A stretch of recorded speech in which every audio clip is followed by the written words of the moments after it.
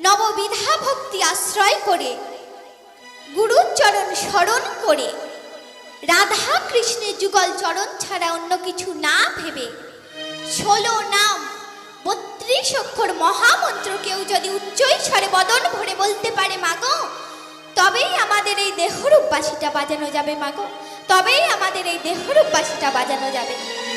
তাহলে সেই মহামন্ত্র নামটা হবে কি মায়েরা? হবে তো? কি বাবারা? হবে তো?